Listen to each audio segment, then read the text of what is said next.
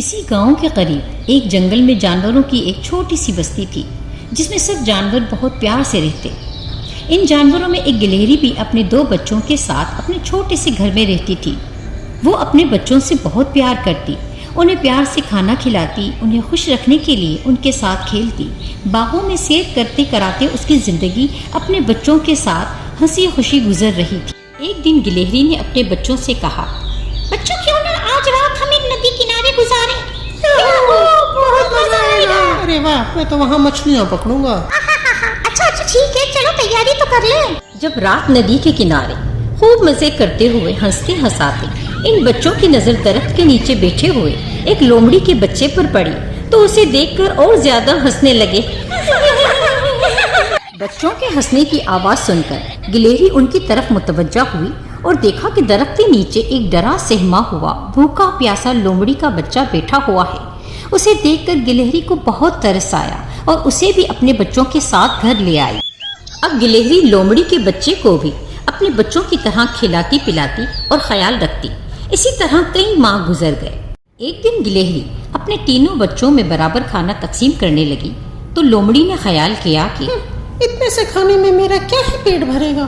پھر اگلے دن گلہری جب دوبارہ بچوں کے لیے کھانے کا انتظام کرنے جا رہی تھی تو گلہری نے لومڑی کے بچے سے کہا، دیکھو میں باہر کھانا لینے جا رہی ہوں اور تم بچوں کا خیال رکھنا اور میرے نہ آنے تک ہرگز دروازہ نہ کھولنا، کیونکہ آج کل جنگل میں خطرناک بھوکا شیر شکار کی تلاش میں گھروں پر حملہ کر کے سب کو کھا جاتا ہے۔ یہ کہہ کر گلہری اپنے بچوں کے لیے مزیدار کھانے اور مختلف قسم کے نئے پھلوں کی تلاش میں جنگل سے بہت دور بھٹکتی اور اپنے بچوں کے لیے قسم قسم کے پھل ٹوکری بھر کر لاتی۔ جب گلہری کھانا لینے گھر سے باہر گئی تو لومڑی نے سوچا، گلہری ماں جو بھی کھانا لاتی ہے اس سے ان دونوں کا پیٹ تو بھر جاتا ہے لیکن میرا پیٹ نہیں بھرتا۔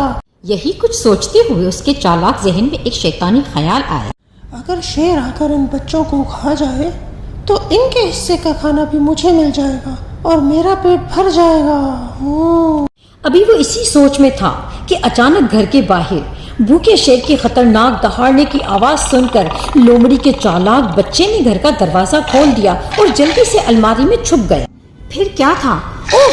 شیر گھر میں گھس آیا اور اپنے خوفناک پنجے کھول کر دہاڑتا ہوا گلہری کے بچوں پر جھپٹ پڑا اور انہیں بڑی بے رحمی سے کھا گیا۔ ان تمام حالات سے بے خبر بیچاری گلہری بہت دور سے اپنے بچوں کے لیے چن چن کر پھلوں سے بھری بھاری ٹوکری لے کر تھکی ہاری چلی آ رہی تھی کہ اس کی نظر لومڑی پر پڑی جو گھر کے باہر ٹہلتے روتے ہوئے آ رہی تھی۔ پھر گلہری کی نظر اچانک اپنے گھر کے کھلے ہوئے دروازے پر پڑی اور وہ گھبراتے ہوئے اپنے گھر کی جانب دوڑی۔ بستر دیکھا تو خون سے لت پت بھرا ہوا ہے اور دونوں بچے وہاں نہیں ہیں۔ گلہری نے روتے چیختے لومڑی سے پوچھا، یہاں کیا ہوا ہے؟ میرے بچے کہاں ہیں؟ اس پر چالاک لومڑی نے جو رونے کا دکھاوا کر رہی تھی بولی، گلہری ماں، شیر دروازہ توڑ کر گھر میں گھس آیا اور میرے دونوں بھائی بہنوں کو بے دردی سے کھا گیا۔ یہ سن کر گلہری کو بہت دکھ ہوا اور وہ روتی چیختی رہی، ہائے میرے بچے، ہائے میرے بچے۔ اب گھر میں سارے کھانے پر صرف چالاک لومڑی کا قبضہ تھا جو پیٹ بھر بھر کر کھا رہی تھی۔ اور دوسرے ہی دن گلہری جو بہت دکھی تھی اور اپنے بچوں کو بہت یاد کر رہی تھی کہ اچانک اس کی نظر گھر کے دروازے پر پڑی اور سوچنے لگی، شیر اگر دروازہ توڑ کر گھر میں گھس آیا تو اس نے لومڑی کو کیسے چھوڑ دیا اور صرف میرے ہی بچوں کو کھا گیا اور دروازہ بھی کہیں سے ٹوٹا ہوا نہیں ہے۔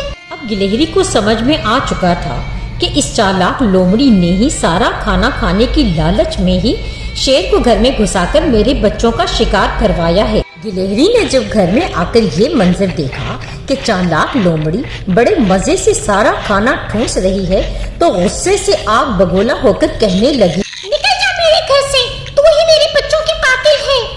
لہٰذا لومڑی کی چالاکی اس کے کوئی کام نہ آئی اور وہ زیادہ کھانے کے چکر میں تھوڑے سے بھی محروم ہو گئی۔